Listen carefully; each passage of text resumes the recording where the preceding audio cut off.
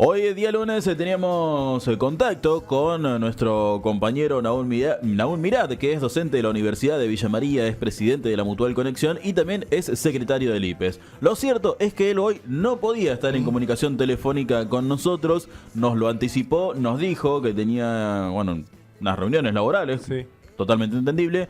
Pero nos hizo llegar su columna del día de hoy. La grabó y nos la hizo llegar, así que obviamente tremendo el gesto que tienen aún para con nosotros y obviamente le súper agradecemos. Entonces los invitamos a ustedes a compartir la columna de hoy de Nahum Mirad, que tiene que ver con las economías regionales. Escuchamos. Hola, buenos días para la audiencia del programa, buenos días para la conducción del programa. Vamos a salir grabado con nuestra columna habitual de los lunes porque tengo un compromiso laboral a la hora permanente del programa, a la hora que hacemos el programa todos los lunes. Por lo tanto, es la modalidad que encontramos para poder acompañar como cada semana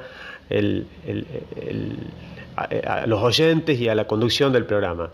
Hoy vamos a hablar un poquito sobre el tema de las crisis en las economías regionales. Periodistas, economistas, comentaristas de ocasión, solemos referirnos a las economías regionales sin que haya una univocidad en cuanto al significado de esta expresión. La noción más común es aquella que permite mencionar las producciones agrícolas y agroindustriales de las zonas no pampeanas. Alejandro Rossmann, recordarán ustedes, es un economista del Plan Fénix y uno de los mayores especialistas en este tema de nuestro país. Las define como aquellos subespacios del territorio argentino que se ubican por afuera de la pampa húmeda y que por razones históricas se integraron tardíamente al proceso de desarrollo capitalista importado a la Argentina en la segunda mitad del siglo pasado. Precisamente esta demora en tal proceso de incorporación de relaciones plenamente capitalistas y la heterogeneidad con que dichas relaciones se presentan todavía implica un relativamente bajo nivel de desarrollo de los procesos productivos, tanto a nivel urbano como rural, que distancia estas economías y las separa de modalidades de desarrollo dominantes en la región pampeana o centro litoral, que es se consideran como zonas núcleos productivas. La apertura de mercados internacionales, exigencia de los capitales globales y los organismos multinacionales como condición para realizar inversiones o abrir fuentes de financiamientos a nuestro país, genera problemas en estos espacios, en estas economías regionales, lo que se suman a situaciones estructurales como la definida por Alejandro Rossmann. Vale decir, momentos económicos, momentos de política económica como los actuales aperturistas, impactan sobre una situación compleja de base en estas economías. La pérdida de mercados internos por caída de los ingresos se suma a un tipo de cambio con techo que dificulta el acceso a los mercados externos. La falta de políticas focalizadas, créditos, las dificultades de infraestructura y para adquirir tecnología, la falta de leyes de fomentos y protección trabadas en el Congreso, presencia de actores económicos globales tanto en los espacios productivos como en las cadenas de comercialización y hasta factores medioambientales generan en la actualidad una situación de crisis y llegan al reclamo de productores como los que estamos acostumbrados a vivir y a ver en distintas ciudades del país y que en los primeros meses de este año hemos visto en Plaza de Mayo, que es el corazón porteño y epicentro político de la República Argentina. Ya ahí se dio un frutazo, un verdurazo y un yerbatazo, que son modalidades de protesta donde productores de todo el país regalan sus productos, regalan el fruto de su trabajo a personas que pasan, a ciudadanos que pasan por la zona para explicar sus reclamos de políticas activas y la obtención de precios justos por parte de los intermediarios, que es una de las principales dificultades que aparece. Un caso paradigmático junto con el de la leche, ya hablamos del tema de Sancor en alguna de las otras intervenciones, es sin duda el del vino, donde una producción y un producto del que los argentinos nos jactamos, del que sentimos orgullo y donde además el sector cooperativo tiene una alta incidencia. La cosecha de uvas en nuestro país fue una de las más bajas en los últimos 60 años, acompañada de una fuerte caída en las exportaciones y también en el consumo interno. El consumo per cápita en febrero de este año fue de 1,92 litros por persona, y en el mismo mes del 2016 fue de 2,27 litros por persona, lo que representa una baja del 15% en el consumo interno. Mientras que en febrero de este mismo año las exportaciones de vino crecieron un 13, las exportaciones de vino fueron de 13,46 millones, 13 millones y medio de litros, un 32% menos que en febrero del año anterior. O sea que se consume menos, pero además se exporta mucho menos. Por otra parte, las exportaciones de mosto, que es la antesala del vino, es el producto que sirve para desarrollar el vino argentino, en febrero se ubicó en torno a los 22,5 millones de litros, lo que representa 3.000 toneladas, más o menos, experimentando una baja con respecto al mismo mes del año anterior del 68,64%. La caída de exportación del mosto fue del 68%. Estos datos son proporcionados por el Observatorio de las Economías Regionales de la Asociación de Cooperativas Vitivinícolas Argentina, ACOVI, que es miembro de la Federación de Cooperativas Vitivinícolas, FECOVITA, de donde su presidente o su referente actual es el actual presidente de CONINAGRO, la Confederación de Cooperativas del Campo Agropecuarias de la República Argentina. Hablamos de Carlos Yanisotto. Por otro lado, como si esta pérdida de mercados internos y externos fuera poco, nos encontramos con otra situación. En las góndolas se empieza a ver el vino en Tetrabric chileno, en empresas o marcas comerciales como Termidor y Uvita, dos clásicos de la mesa argentina. Se ve precisamente el ingreso de vino a granel chileno, porque en las etiquetas, ya si uno las busca, dice vino de procedencia chilena. Esto es una muestra de que la apertura pone ante el riesgo, un riesgo renovado a las producciones regionales, y que pueden ser desplazadas por países con políticas activas de fomento, con salarios más bajos y precios más competitivos. Un trabajo que edita trimestralmente la Universidad Nacional de Villa María, de la cual soy docente, que se llama Panel de Expectativas de Cooperativas y Mutuales, donde se consulta a referentes de este tipo de organizaciones con presencia en las economías regionales, como ustedes saben.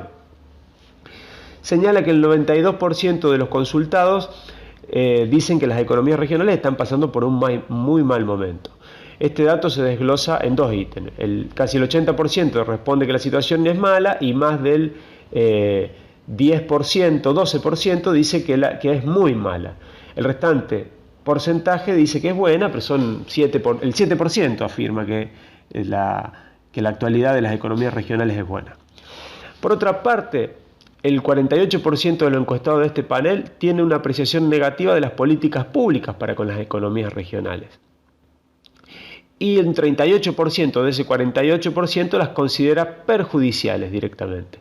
Entre las propuestas señaladas, porque en el panel se le pide propuestas a las personas que contestan los cuestionarios, entre las propuestas señaladas está la protección de las producciones regionales, los procesos de recuperación de empresas, políticas tarifarias de los servicios públicos diferenciales para con estas empresas, recuperación de las políticas sociales, entendiendo que las economías regionales no solo tienen que ver con producción, sino que tienen que ver con un entramado social que está vinculada a estas economías, prioridad de compras a cooperativas, promover la conformación de redes, créditos blandos para la producción, etc.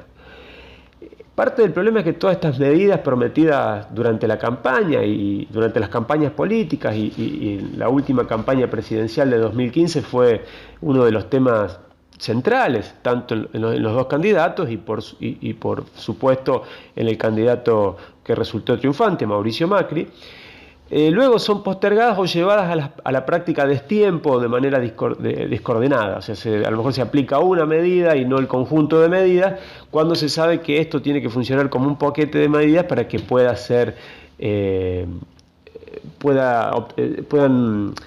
resultar, digamos, esta medida, para que puedan beneficiar a las economías regionales que en muchos casos, en muchas de nuestras regiones del país, son la el principal dinamizador de determinados espacios productivos y por supuesto sociales, generando trabajo, generando encadenamientos productivos, generando un entorno de desarrollo. Bueno, las economías regionales en crisis, la columna de hoy. Muchas gracias y un fuerte abrazo a la audiencia y a la conducción. Bueno, ahí estaba entonces el audio que nos hizo llegar Nahum Mirad sobre las economías regionales en crisis. Muchos datos duros, muchos números. Sí, sí. Está bien lo que marca Nahum, porque lo que él relaciona directamente es la crisis que están viviendo las economías regionales, producto fundamentalmente de faltas de política del Estado Nacional. Sí. Hay algunos datos complementarios que a lo mejor ayudan a la columna de Nahum. Es el 80% de los empleos en la República Argentina los generan las pequeñas y medianas empresas, que son las que integran el espacio de las economías regionales. El 80%. Esto está bueno recalcarlo porque por ahí mucho en el discurso oficial se recalca mucho el tema de las inversiones, de las grandes empresas y que eso van a resolver el tema de empleo. Y la verdad que no lo resuelven porque apenas tienen, las grandes empresas generan solo el 20% de los puestos de trabajo. Y mucho menos en los lugares donde estamos muy alejados de la pampa húmeda. Las grandes empresas, los grandes inversores generalmente se instalan en la pampa húmeda, donde los niveles de consumo son mucho más altos, donde las poblaciones son mucho más grandes y donde están mucho más cerca de, digamos, de todo lo que es el poder central y el área de mayor consumo en la Argentina, que bueno, donde es Córdoba, Santa Fe, digamos, todas las provincias vinculadas a la pampa húmeda. Así que, se ve mucho en todas las crisis que viven las economías regionales cuando el Estado no está presente, porque si el Estado no genera políticas de ayuda a las pequeñas empresas, es muy difícil competir con las grandes. Porque muy difícil, por decir imposible. Casi imposible, claro, porque yo te doy un ejemplo. Por ejemplo, si acá vos mañana podrías desarrollar uno de los desarrollos de nuestras economías regionales, que por ejemplo son los de los pequeños productores, que podría ser la producción de alimentos, de dulces, de escabeche, por ejemplo, y vos decís, bueno, supongamos dulces. Las cadenas de supermercados, suponete que vos te pones a competir y vendés un poco más bajo. Ponés que venda, no sé, el frasco de dulce en el super sale 70, vos lo vendés a 50. Los supermercados no tienen ningún problema en ponerlo a 40. Claro. Con tal de competirte y con tal de que no te compre la gente. ¿Sabes por qué? Porque es tanta la variedad donde ellos pueden compensar esa... que no es pérdida porque los niveles de ganancia no termina siendo pérdida, pero bajan un poco los precios, lo cual lo pueden hacer tranquilamente con tal de que la economía regional no se desarrolle, no compita, pero una cuestión mucho más fuerte es que no pongan en evidencia los margen de ganancia que ellos tienen. Claro. Por eso, fíjate que hay un dato muy interesante. Hay un solo supermercado grande que viene del sector cooperativo, que es La Obrera, que mucho lo hemos escuchado nombrar ahora, que era el Hogar Obrero antes, que muchos a lo mejor han escuchado nombrar el Hogar Obrero, que después quebró en los 90.